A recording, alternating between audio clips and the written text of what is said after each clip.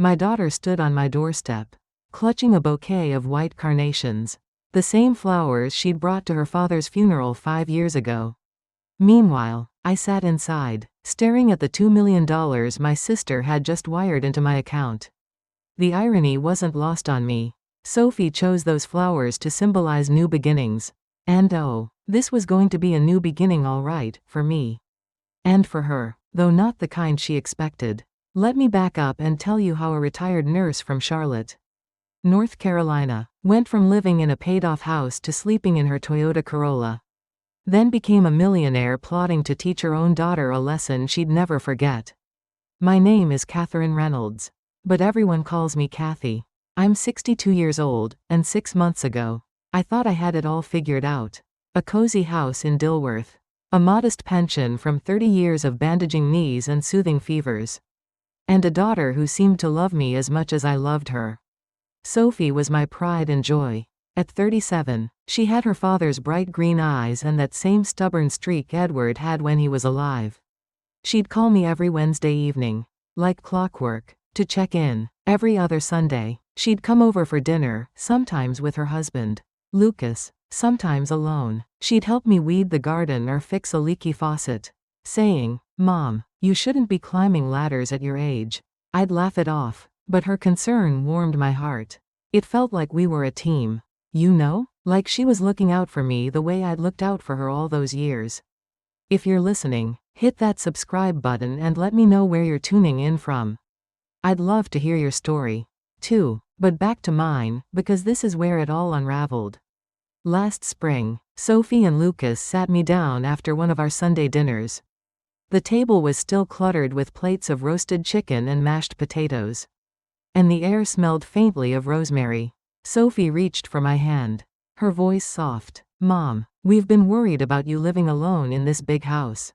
What if you fall? What if something happens and we're not here?" Lucas nodded, his face all serious. "We just want you to be safe." Kathy, I should have seen it coming. But when you love someone, when you've spent your whole life believing they love you back, you don't look for the cracks. You don't question the way their eyes don't quite meet yours. I saw their concern as love. Pure and simple. So when they suggested moving in with me, I felt like the luckiest mother alive. "We'd take care of everything," Sophie said, her smile so warm it could melt ice.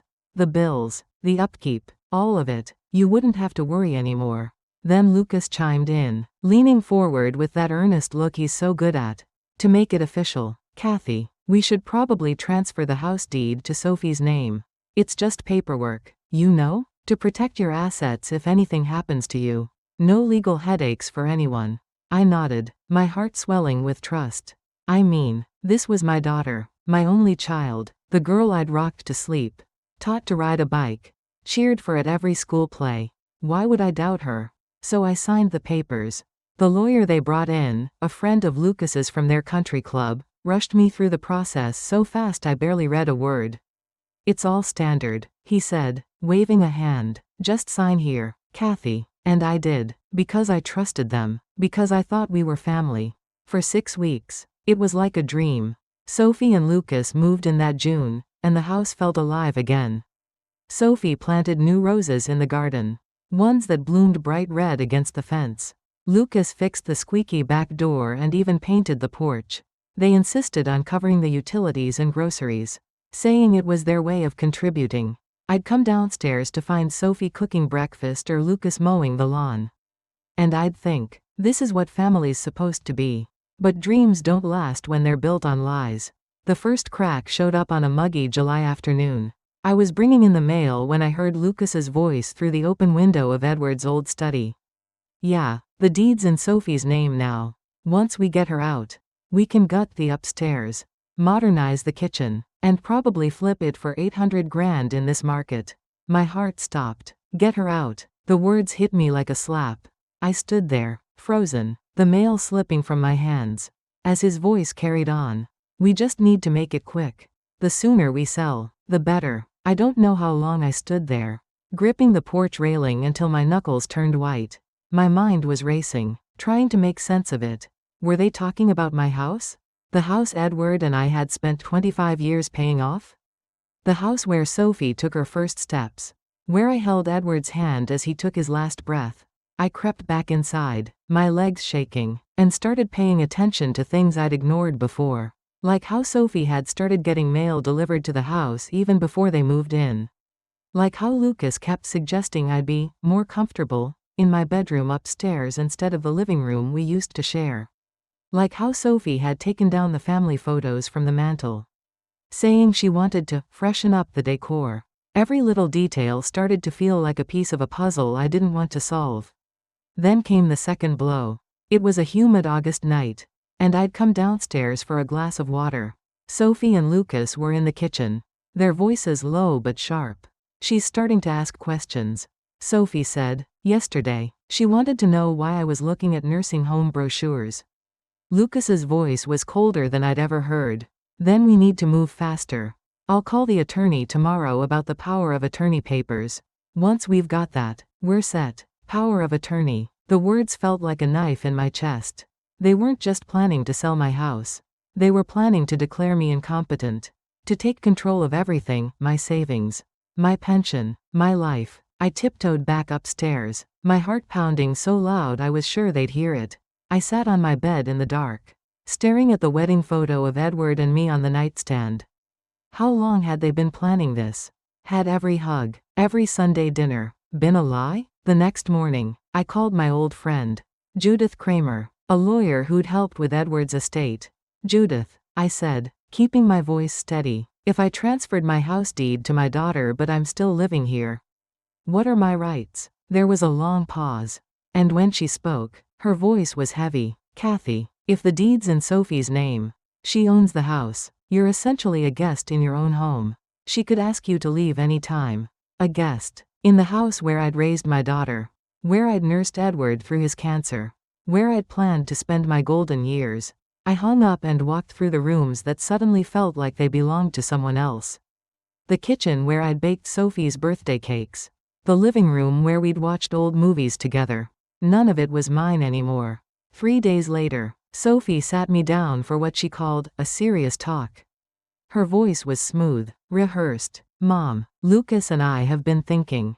It might be best for you to move into a senior living community. There's a place called Maple Grove with an opening. They've got activities, nice rooms, everything you'd need." I knew Maple Grove. It was where my friend Helen had gone after her kids decided she was too much trouble. Helen died 6 months later. Not from sickness, but from loneliness. "I don't need senior living," I said quietly. "I'm fine right here." Sophie's smile was tight. "Mom, you're 62. You forgot your keys last week. You left the oven on after dinner." Lies. All lies. The keys were in Lucas's jacket pocket after he'd borrowed my car. The oven? That was Sophie baking cookies. But I didn't argue. I could see it in her eyes. Facts didn't matter anymore. 2 days later, I woke up to find the locks changed. I stood on my own front porch at 7 in the morning. Still in my nightgown, clutching my purse and a small bag I'd packed the night before. Sensing something was coming, Sophie opened the door just a crack. "Mom, this is for your own good. Maple Grove is sending a van at 10 to pick you up. Please don't make this harder than it needs to be." I begged. I'm not ashamed to admit it. "Sophie, please, can we just talk?" But the door was already closing. Through the window, I saw Lucas pouring coffee like it was any other morning. Like they hadn't just thrown their own mother out of her home. I stood there for 20 minutes, hoping for a change of heart. But when the Maple Grove van pulled up, I knew my old life was gone. "I'm not going with you," I told the attendants, my voice shaking but firm. Then I walked to my Toyota Corolla, got in, and drove away from the house I'd called home for 25 years. Leaving Sophie and Lucas with exactly what they wanted, a house. And a mother they could pretend didn't exist. Driving away from my home that morning, I felt like the world had tilted under my feet. The house I'd loved for 25 years. The place where I'd raised Sophie. Where Edward and I had laughed and cried and built a life, it was gone. Just like that, I gripped the steering wheel of my Toyota Corolla, my knuckles white, and told myself to keep breathing. In, out, don't fall apart. Kathy, not yet. If you've ever lost something that defined you, a home, a person, a piece of yourself, you know how it feels. Like you're invisible. Like the world keeps spinning while you're stuck, watching it pass you by. That's what it was like for me. A 62-year-old retired nurse. Suddenly homeless. With nowhere to go and no one to turn to. I had my pension, sure, and about $30 in savings. But without an address. It was like that money didn't exist. Banks don't trust you when you can't prove where you live. Hotels were too expensive for more than a night or two. Apartments wanted credit checks, references, first and last month's rent. Everything in this world assumes you have a place to call home. The first night, I parked in the lot of a 24-hour Walmart. The kind with bright lights that never turn off. I tilted the driver's seat back as far as it would go. Wrapped myself in an old quilt from the trunk. And tried to sleep. Every time a car passed or a security guard walked by, my heart raced. I felt like a trespasser. Like I was doing something wrong just by existing. The second night was worse. I tried a rest stop off I-85. But the rumble of trucks and the fear of what might happen to a lone woman in the dark kept me awake until dawn. I stared at the ceiling of my car, wondering how I'd fallen so far. By the third night, I started to find a rhythm, if you can call it that. I'd park behind a Denny's after the dinner rush, slip into their restroom to freshen up before they closed, and buy a coffee and a muffin to justify being there. Then I'd sleep, or try to, until the morning shift arrived. The physical discomfort was bad enough. My back ached from the cramped seat. My neck was stiff every morning. But the worst part? The shame. Every time I walked into a store or restaurant, I felt like people could see it on me, the truth that I was homeless. I'd catch my reflection in a window and wince. Gray hair that hadn't been brushed properly in days. The same sweater and slacks I'd worn for 3 days straight. I looked like someone who'd fallen through the cracks. Because that's exactly what I was. On day 5, I did something I swore I wouldn't. I called Sophie. I told myself it was to ask for my clothes. Maybe a few keepsakes from the house. But deep down, I was hoping she'd answer and say it was all a mistake. That she'd open the door and let me back in. The phone went straight to voicemail. I tried Lucas's number. Same thing. My hands shook as I set the phone down. And for the first time since Edward died, I let myself cry, not just a few tears, but the kind of sobbing that shakes your whole body. I cried for the daughter I thought I knew, for the life I'd lost, for the woman I wasn't sure I could be anymore. On day 7, I drove by the house. I don't know why. Maybe I needed to see it one more time, to prove it was real. The front yard was a mess, ladders, paint cans, a dumpster filled with what looked like my old furniture. The curtains I'd sewn myself were gone. Through the open windows, I saw workers ripping out the wallpaper in what used to be my dining room. Sophie and Lucas were erasing me, piece by piece, like I'd never existed. I sat in my car across the street, watching, until a neighbor waved at me. Confused, I drove away before anyone could ask questions. Living in your car teaches you things about yourself you never wanted to know. Like how long you can go without a real shower before you start avoiding mirrors. Like how a single cup of coffee can feel like a luxury when it's the only thing keeping you warm. Like how you can feel so alone, even in a crowded parking lot, that you start talking to yourself just to hear a voice. But it also teaches you something else, how strong you can be when you have no other choice. By day 10, I'd built a routine that felt almost normal. I'd start my mornings at a McDonald's, buying the cheapest coffee on the menu and using their restroom to wash my face and brush my teeth. I'd gotten a temporary membership at a local YMCA, claiming I was between homes, which wasn't entirely a lie. Their showers became my sanctuary, 10 minutes of hot water that made me feel human again. Lunch was at the public library, where I'd use the free Wi-Fi and pretend to read while really just trying to stay warm and clean. Dinner was whatever early bird special I could stretch out for an hour, nursing a single plate of food to make it last. The library became my refuge. I'd sit in a quiet corner, surrounded by books, and for a few hours, I could pretend I was just another retiree passing the time. I'd check my email, hoping for something, anything, that might change things. I'd scroll through old photos on my phone. Pictures of Sophie as a little girl, of Edward and me on our honeymoon. Those moments hurt, but they also reminded me of who I was. I wasn't just a homeless woman in a parking lot. I was Kathy Reynolds, a nurse who'd saved lives, a wife who'd loved fiercely, a mother who'd given everything. And I wasn't done yet. On day 14, everything changed. I was at the library, checking my email on one of the public computers, when a message popped up from an address I didn't recognize. Miriam.stevens.fashion@gmail.com, Mailto. Miriam.stevens.fashion@gmail.com. The subject line read, Kathy, it's your sister Miriam. My breath caught. I hadn't spoken to Miriam in years. Not since Edward's funeral, when she'd hugged me tight and promised we'd stay in touch. Life got in the way, her career, my grief, the distance between Charlotte and her world in New York. Miriam was 2 years older than me, 65 now, and she'd built a name for herself in the fashion industry. Her success always made me feel small, like I'd never quite measured up. But there was her name, glowing on the screen. The email was short and to the point. Kathy, I heard through a mutual friend about what happened with Sophie in your house. I'm flying into Charlotte tomorrow. Meet me at the Omni Hotel downtown at noon. We need to talk. Your sister, who wishes she'd reached out sooner. Miriam. I read it 3 times. My heart pounding. Who was this mutual friend? What exactly had Miriam heard? More importantly, was I ready to face my glamorous, successful sister looking like this, disheveled, living out of a car, with only 2 outfits to my name? I closed the email and stared at the screen, my reflection faintly visible in the glass. Pride is a funny thing. When you're homeless, it's the first thing you lose and the last thing you can afford to let go of. I knew I had to go. Whatever Miriam wanted, it couldn't be worse than sleeping in a Denny's parking lot.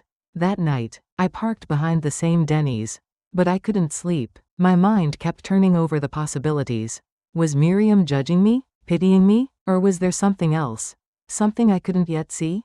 I pulled the quilt tighter around my shoulders and looked at the stars through the windshield. For the first time in 2 weeks, I felt a flicker of hope.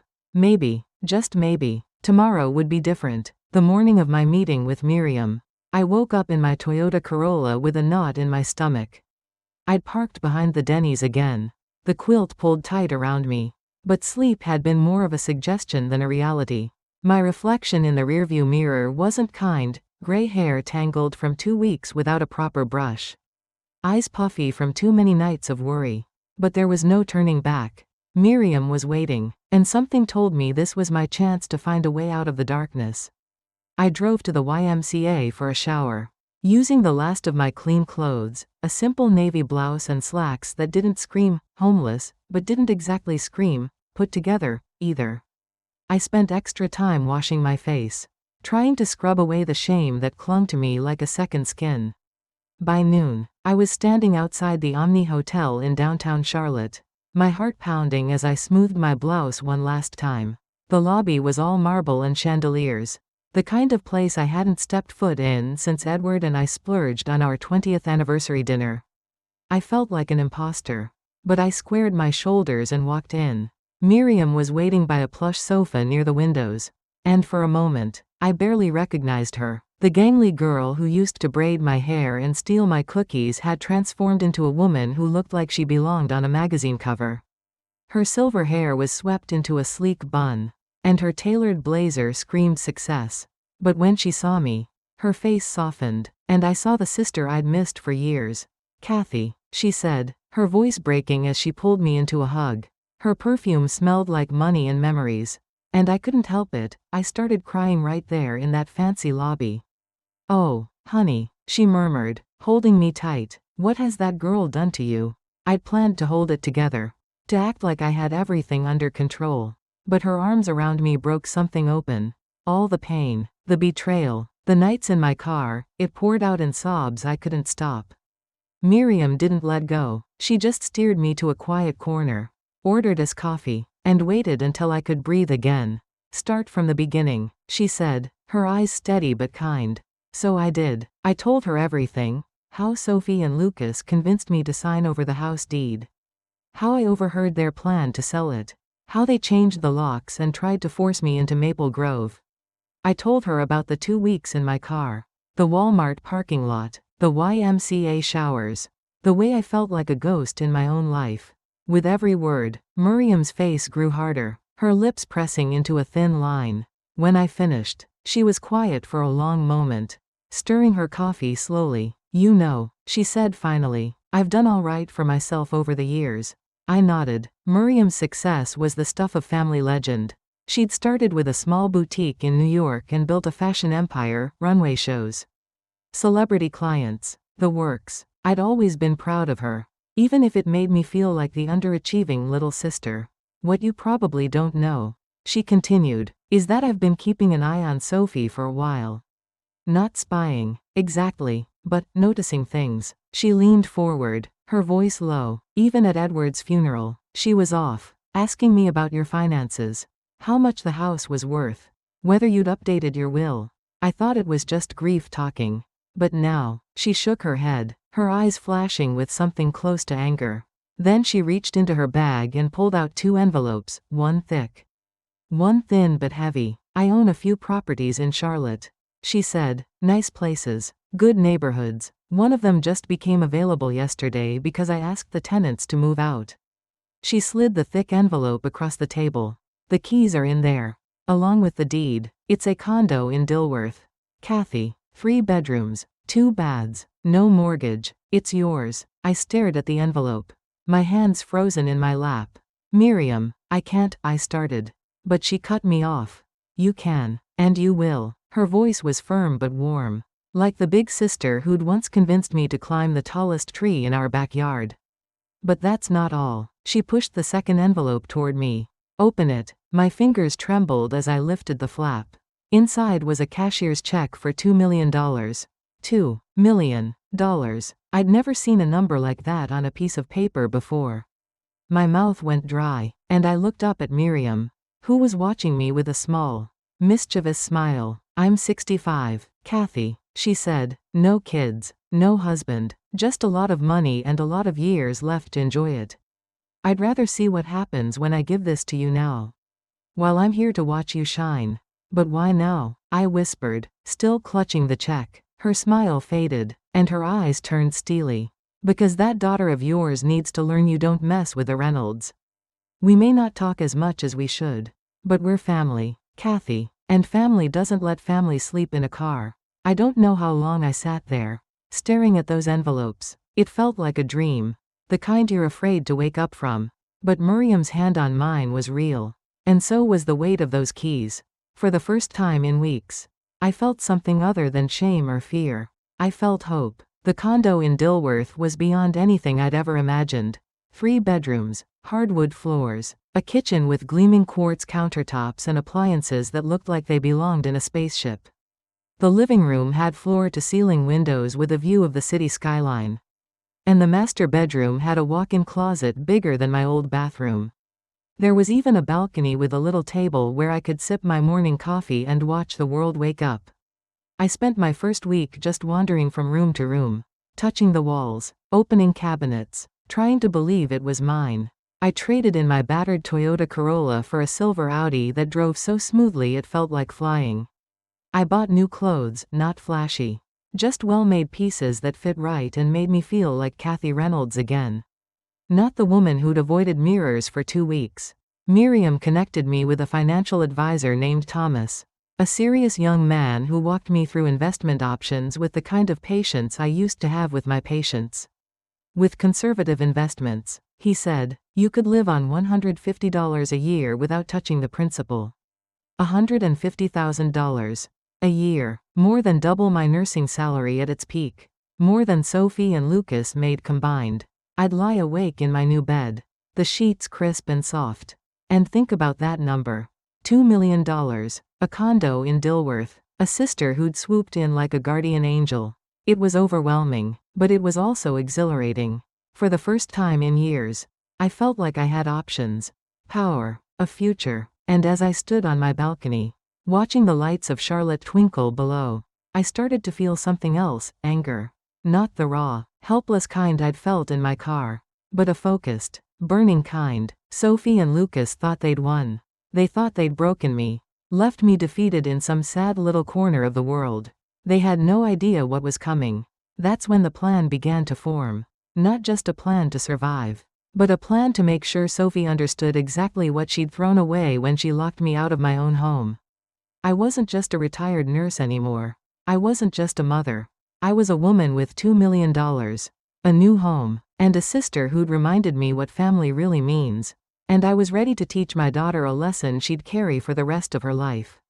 Sitting on my new balcony in Dilworth, sipping coffee from a mug that didn't come from a thrift store, I felt like a different woman. The Charlotte skyline sparkled in the distance, and the world seemed full of possibilities. But beneath that newfound freedom, a fire was burning. Sophie and Lucas thought they'd outsmarted me, that I was tucked away in some dreary assisted living facility, broken and forgotten. They had no idea I was living in a condo nicer than anything they'd ever dreamed of. With $2 million in the bank and a plan forming in my mind. They thought they'd won. They were about to learn how wrong they were. If you've ever been betrayed by someone you love, you know that anger isn't just a feeling, it's a force. It sharpens your focus, makes you notice things you'd ignored before. I started noticing everything about Sophie and Lucas. The way they'd been so quick to move into my house. The way they'd dismissed my questions about the deed transfer. The way they'd acted like they were doing me a favor while planning to sell my home out from under me. I wasn't just going to let that go. I was a nurse for 30 years, I'd spent my life fixing things. Solving problems, staying calm under pressure. Now, it was time to use those skills for myself. My first step was information. I needed to know exactly what Sophie and Lucas were doing with my house. And I needed to know how deep their betrayal ran. Miriam recommended a private investigator, Ellen Parker, a sharp-eyed woman in her 50s who specialized in financial fraud. I met Ellen at a quiet cafe near my condo, and over a cup of tea, I laid out everything. I need to know about my daughter's finances, I said. Every debt, every deal, every move they've made with my house. I want to know what they're planning and how far they're willing to go. Ellen nodded, jotting notes in a small leather-bound book. Most people think they're cleverer than they are when it comes to hiding their tracks. She said with a wry smile, "Give me 2 weeks, Kathy. I'll get you answers." Her fee was steep, more than I'd ever spent on anything as a nurse, but with $2 million in the bank. It felt like pocket change. I shook her hand and felt a spark of something I hadn't felt in weeks, control. While Ellen worked, I got to work too. I called Judith Kramer, my lawyer, and asked her to dig into the deed transfer. "Is there any way to undo it?" I asked, keeping my voice steady. "If I was misled or coerced, what are my options?" Judith's tone was cautious but hopeful. "Elder abuse cases are tricky, Kathy, especially with family. But if we can prove fraud or undue influence, we might have a shot at voiding the transfer." She paused. "It'll take time, but I'll start looking into it quietly. No need to tip them off." Quietly, that was the key. Sophie and Lucas thought I was gone. Out of the picture. Probably telling everyone I was happily settled in Maple Grove. I decided to lean into that story, for now. I joined a support group for seniors dealing with family estrangement, held in a community center near the library. I sat in a circle of folding chairs, listening to stories of sons and daughters who'd drifted away. And when it was my turn, I spoke carefully. My daughter thought it was best for me to move into assisted living. I said, letting my voice tremble just enough. It's been hard to adjust. I didn't mention the condo or the $2 million. I didn't need to. The group's sympathy was immediate. Their nods and gentle touches on my arm telling me they believed every word. I also started volunteering at the library where I'd spent so many hours during those 2 weeks in my car. I'd shelve books, help with community events, and drop little hints about my situation. "It's tough, you know," I'd say to a fellow volunteer. "Moving to a place like Maple Grove after living in your own home for so long." I wasn't lying, not exactly. Sophie had tried to force me into assisted living. The fact that I'd escaped didn't change what she'd done. And every time I told my story, I could see people's faces shift, pity for me, judgment for the daughter who'd abandoned her mother. I was planting seeds, building a narrative that would make Sophie's lies unravel when the time came. But the real work was happening behind the scenes. Ellen called me 10 days later, her voice crisp with excitement. "Kathy, your daughter and her husband are in deep trouble. They've got $600 in debt, credit cards, car loans, a second mortgage on an investment property that's bleeding them dry. They're counting on selling your house for at least $800 to stay afloat. Without that sale, they're looking at bankruptcy within 6 months. I sat on my balcony, the phone pressed to my ear, as Ellen laid it all out. Sophie and Lucas were living beyond their means, fancy cars, designer clothes, vacations they couldn't afford. They'd banked everything on flipping my house for a quick profit. There's more, Ellen said, her tone darkening. The renovation work they're doing on your house? It's a mess. Unlicensed contractors, unpermitted plumbing, electrical work that's not up to code. If someone tipped off the city, they'd be in serious trouble. I smiled, the kind of smile that would have scared me a year ago. Sophie and Lucas had been so confident, so sure they'd played me perfectly. But they'd made a mistake. They'd underestimated a woman who'd spent her life paying attention to details, vital signs, prescriptions, the little things that could mean life or death. Now, I was going to use that skill against them. The next day, I drove to a gas station on the other side of town and used a payphone, yes, they still exist, to call the Charlotte Building Department. I made my voice a little shakier, a little older. I'm a neighbor of 1423 Willow Lane, I said, giving my old address. There's construction going on at all hours, and I'm worried they don't have the proper permits. It doesn't seem safe. The inspector on the line promised to look into it, and I hung up, my heart racing with a mix of fear and satisfaction. It was a small move, but it was the first step in a much bigger plan. 3 days later, I drove by the house. A city truck was parked in the driveway, and 2 officials with clipboards were walking around the property, taking notes. Through my tinted Audi windows, I saw Lucas on the front porch, his face flushed, gesturing wildly as he tried to explain himself. The sight was sweeter than any dessert I'd ever tasted. The construction crews vanished overnight. The "for sale" sign that had gone up the week before was quietly taken down. I knew what that meant: delays, fines, maybe even a complete halt to their plans. Sophie and Lucas were starting to feel the pressure, and I was just getting started. I began tracking their routine, something that would have felt unthinkable 6 months ago. Every morning, they left for work at 7:30, Sophie to her marketing job, Lucas to his real estate office. They'd come home around 6 o'clock, and on Fridays, they'd head to an upscale restaurant downtown, probably pretending they weren't drowning in debt. I started making appearances around town, too. At the grocery store where Sophie shopped, I ran into her coworker, Karen, who mentioned how stressed Sophie had been lately. She said, "You're in assisted living now," Karen said, her voice full of sympathy. "It must be so hard." I sighed, letting my eyes well up just a little. "It's been an adjustment," I said. "I miss my old life." "You know?" But Sophie thought it was for the best. Karen nodded, patting my arm, and I could see the wheels turning in her head. She'd go back and tell Sophie she'd seen me, and Sophie would think her story was holding up. She had no idea I was weaving a web around her, one she wouldn't see until it was too late. Meanwhile, Judith was making progress on the legal front. "I've been looking at the deed transfer," she told me over the phone. "The lawyer they used is a known associate of Lucas's, and there's evidence the paperwork was rushed, possibly misrepresented. If we can prove you were misled, we might be able to challenge the transfer." The words were music to my ears. Sophie and Lucas could spend all the money they wanted fixing up my house, but if I could take it back, they'd be left with nothing but debt and regret. As the days passed, I felt a shift inside me. I wasn't just surviving anymore, I was strategizing. Every move was a step toward justice, toward making Sophie and Lucas face the consequences of what they'd done. I'd spent 2 weeks in my car, invisible to the world, but now I was standing tall, with a condo, a fortune, and a plan. And when the time came, Sophie would learn that her mother wasn't the helpless old woman she'd thrown away. She'd learn that betrayal has a price, and I was ready to collect. The plan was in motion, and every day felt like a step closer to the moment I'd been waiting for. Sophie and Lucas were unraveling. Construction on my old house had stalled. Their finances were crumbling, and the whispers I'd planted around town were starting to spread. But I wasn't done yet. I wanted Sophie to look me in the eye and see the mother she'd betrayed. The woman she'd underestimated. I wanted her to understand what she'd lost. And that moment came sooner than I expected. It was a chilly November evening, and I was curled up in my Dilworth condo, reading by the glow of a lamp in my elegant living room. The city lights sparkled through the floor-to-ceiling windows, and I felt a peace I hadn't known in years.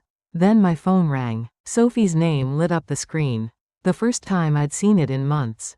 My heart skipped, not with fear, but with anticipation. I let it ring 3 times before answering, keeping my voice calm, neutral. "Hello, Sophie, Mom," she said, her voice tight, like she was holding back a storm. "I need to talk to you. Things have been complicated. And I think there's been a misunderstanding." A misunderstanding, as if locking me out of my own home and stealing my life was a simple mix-up we could fix over tea. "I'm listening," I said, leaning back in my armchair, the leather soft against my skin. She took a shaky breath. "The house renovations hit some snags. Legal issues, permits, stuff we didn't expect. It's costing us a lot. And I was wondering if you could help. Maybe $40, just to get us through until we sell. I know assisted living's expensive, but if you have any savings, or maybe a loan against your pension." Her words trailed off, desperate, almost pleading. I let the silence stretch, savoring it. My daughter, who'd left me to sleep in my car, was asking for my money to save her from the mess she'd made. "What kind of help are you talking about, Sophie?" I asked, letting just a hint of my old maternal warmth creep into my voice. "Just temporary," she said quickly, "until the house sells. We're in a bind, Mom. If this falls through, Lucas and I could lose everything, our cars, our credit, maybe even our jobs. Everything." The word hung there, heavy with irony. I'd lost everything because of her. And now she was begging me to save her from the same fate. "Come by tomorrow afternoon," I said. "We should talk in person." She agreed immediately, probably thinking she could charm me face to face, the way she always had. I hung up and smiled, looking around my beautiful condo. Sophie thought she was coming to manipulate her poor, helpless mother. She was walking into a trap I'd been building for weeks. The next morning, my phone rang again. It was Ellen Parker, the private investigator, and her voice was sharp with urgency. "Kathy, you need to hear this before Sophie comes over. It's not just the house. Sophie and Lucas have been committing fraud, serious fraud." I sat down, gripping the phone. "What kind?" I asked, my voice barely above a whisper. Ellen didn't hesitate. "They falsified documents to collect on Edward's life insurance policy after his death. Claimed additional benefits they weren't entitled to, saying you were incapacitated and couldn't manage the claim yourself. That's insurance fraud, Kathy. And there's more. Sophie's been opening credit cards in your name, using your old address. She's racked up $150 in debt, cash advances, luxury purchases, you name it. We're talking identity theft, mail fraud, the works." I felt sick, not just with anger, but with a deep, aching sadness. My daughter hadn't just stolen my house. She'd stolen my name, my husband's memory, my entire life. "How bad is it?" I asked. Ellen's pause was heavy. "If you report this, Sophie's looking at federal charges. Insurance fraud, identity theft, potentially 7 to 10 years in prison, plus financial ruin. I've got the paperwork to prove it all." I thanked Ellen and hung up, my mind racing. Sophie hadn't just betrayed me as a mother, she'd committed crimes that could destroy her life. Part of me wanted to call the police right then, to let her face the full weight of what she'd done. But another part, the part that still remembered the little girl who'd clung to me during thunderstorms, wanted something different. Not mercy, exactly, but a lesson, one she'd never forget. I spent the morning preparing for Sophie's visit. I chose my outfit carefully, a simple sweater and skirt. Respectable but not flashy, nothing to hint at the $2 million in my bank account. I set out a tea tray, the porcelain cups gleaming under the chandelier. Everything was perfect, deliberate, like a stage set for the final act. At exactly 2 o'clock, the doorbell rang. I checked my reflection in the hallway mirror, took a deep breath, and opened the door. Sophie stood there, holding a bouquet of white carnations, the same flowers she'd brought to Edward's funeral. Her face was thinner than I remembered, dark circles under her eyes betraying sleepless nights. "Hi, Mom," she said, offering the flowers with a smile that didn't reach her eyes. "You look good. Assisted living must be treating you well." I took the carnations without a word and invited her in. Watching her face as she stepped into my condo, her jaw dropped, her eyes darting from the hardwood floors to the marble countertops to the city skyline glittering beyond the windows. "Mom," she said slowly, this doesn't look like assisted living. This looks like," she trailed off, unable to find the words. "Like what, Sophie?" I asked, my voice calm as I gestured for her to sit on the plush sofa. I settled into my armchair, pouring tea with deliberate slowness, letting her take in the crystal chandelier, the artwork on the walls, the life she hadn't imagined I could have. "This looks like a millionaire's house," she whispered, her hands clutching the carnations so tightly the stems bent. I smiled, stirring sugar into my tea. "Sophie, we need to talk about the credit cards you opened in my name. The $150 you've stolen from me.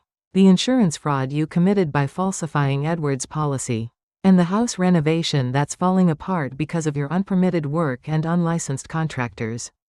The carnations slipped from her hands, scattering across my Persian rug like petals in a storm. The silence was deafening. Sophie's face cycled through emotions, shock, fear, then a desperate attempt to pull herself together. "Mom," she said, her voice shaking, "there's been a mistake. If there's anything irregular, I can explain. The insurance claim was complicated. And the credit cards, maybe there was a mix-up." I held up a hand, and something in my eyes made her stop. "Sit down, Sophie," I said, not a request but a command. She sank onto the sofa, her shoulders slumping. I studied her. This stranger who used to be my little girl. When had she changed? When had the child who'd brought me dandelions from the yard become a woman who could destroy her own mother's life? "I know everything," I said quietly. "The fake insurance claims, the credit cards you opened in my name, the $150 you've spent on your vacations and designer bags, the building code violations that have stopped your renovation cold, the buyer who's about to walk away because you can't meet the deadline. I know you're facing bankruptcy, Sophie, and I know you've committed federal crimes that could put you in prison for a decade." Her face went pale, her hands trembling in her lap. How do you know all this?" she stammered. I leaned forward, my voice steady. "Because I'm not the helpless old woman you thought you could throw away. I'm not in assisted living. I'm not scraping by on a pension. Your Aunt Miriam gave me this condo, Sophie, free and clear, and $2 million to start over. More money than you'll ever see. Even if you manage to avoid a prison cell." "Prison?" The word came out as a whisper, her eyes wide with panic. I reached for the manila folder on the coffee table, sliding it toward her. "Insurance fraud, identity theft, mail fraud. My lawyer says you're looking at serious time. Not to mention the end of your career, your marriage, everything you've built." I paused, letting the weight settle. "You were so sure I'd never find out.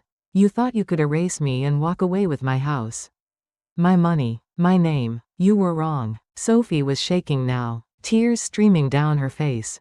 "Mom, please, I didn't mean for it to go this far. The debt, the pressure, it got out of hand. I'm sorry." Her voice broke, and for a moment, I saw the little girl I'd loved so fiercely. But that girl was gone, replaced by someone who'd chosen greed over family. "Sorry?" I repeated, my voice soft but unyielding. "You're sorry you got caught, Sophie. You're sorry your plan failed. But if you'd succeeded, you'd be celebrating right now. Not sitting here begging." I stood, walking to the window, looking out at the garden I'd started planting on my balcony. "Do you want to know what I want?" I asked, turning back to face her. She nodded, her eyes pleading. "I want you to feel what it's like to lose everything you love," I said. "To be betrayed by the person you trusted most. To stand on a porch with nowhere to go, knowing the life you built is gone. But here's the thing, Sophie, I'm not going to send you to prison. I'm not going to call the FBI or press charges. I'm not going to destroy you the way you tried to destroy me." Her face flooded with relief. And for a moment, I almost felt guilty. Almost. "But I'm also not going to help you," I continued. "Not with $40, not with a loan, not with anything. You're going to face the consequences of your choices, bankruptcy, losing the house, the shame of everyone knowing what you did. And you'll face it alone. Just like you left me alone." I walked to the door and opened it wide. Those carnations are beautiful, I said, glancing at the petals scattered on my rug. White carnations for new beginnings. How fitting. This is a new beginning for both of us. The difference is, mine comes with a $2 million condo and a life I love. Yours comes with debt, failure, and the knowledge that the mother you threw away is thriving without you. Sophie stood, moving like a sleepwalker. At the threshold, she turned back, her voice small. Mom, I'm sorry. It was the voice of the girl I'd once known. But it wasn't enough. I know you are, I said gently, but you're not sorry for what you did. You're sorry it didn't work. I closed the door, locked it, and leaned against it, listening to her footsteps fade. I called Miriam that evening, sitting by my fireplace, the warmth chasing away the last of the chill in my heart. It's done, I told her. Sophie's lesson is complete. Miriam laughed, a sound full of pride and mischief. Good for you, little sister. Now go live the life you deserve. And that's what I did. I joined a book club, started painting classes, planned a trip to Paris for the spring. Every morning, I woke up in my beautiful condo and remembered that I was free to live. To love, to be the woman I'd always been but had forgotten. Sophie and Lucas lost the house, just as I'd known they would. The buyer walked away, the debts piled up, and last I heard, they were selling their cars to stay afloat. But I didn't gloat. I didn't need to. Justice wasn't about their suffering, it was about my joy. Life can break you, strip away everything you thought was yours. But it can't take your strength unless you let it. Betrayal hurts, especially when it comes from family. But it's also a chance to rebuild, to rediscover who you are. I learned that family isn't just blood, it's the people who show up when you're at your lowest. Like Miriam did for me. And I learned that sometimes, the best revenge isn't destruction, it's living well. Thriving in ways your betrayers never could. So if you're listening, hold tight to your strength. Rebuild your life, one step at a time. And don't be afraid to shine. Thanks for listening. Don't forget to subscribe. And please, share your story in the comments. Your voice matters.